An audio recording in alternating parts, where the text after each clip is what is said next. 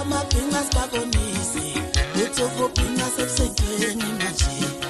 angithi mapha amabhinqa sibabonise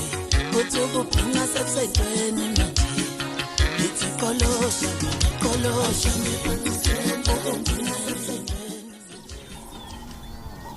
phakathi nonyaka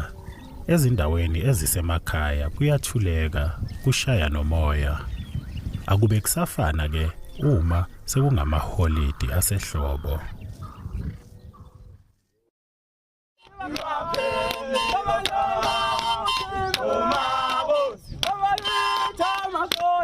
emandulo kwaZulu abantu ababhincayo bebebukelwa phansi bebizwa ngokuthi bangamaqaba futhi bebonwa njengabantu abangafundile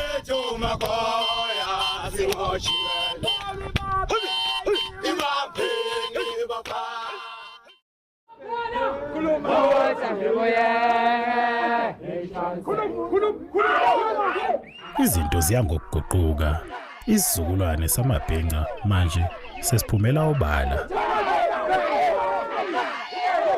kanti futhi siyawuvuselela nomculo wosiko ngezindlela zesimanje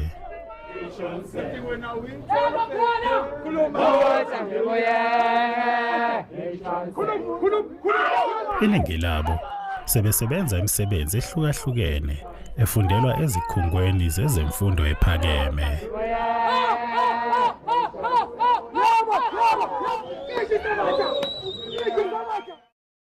anginayo imbali alikijoyi ngakwazi kufanisana ukuba ibhinqa kuyisigaba esibaluleke kakhulu ngoba kusho ukuyihlonipha nokuzazisa imvelaphi yakho la thina njengamabhinqa si subculture ngokwesilungu evela to the Zulu kingdom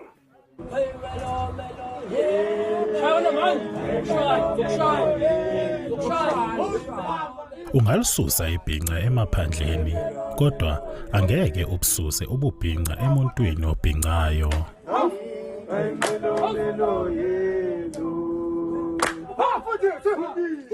eminyakeni edlule amabhinqa ahlakazeka nezwe lonke ukuyofuna imisebenzi ngenxa yesimo somnotho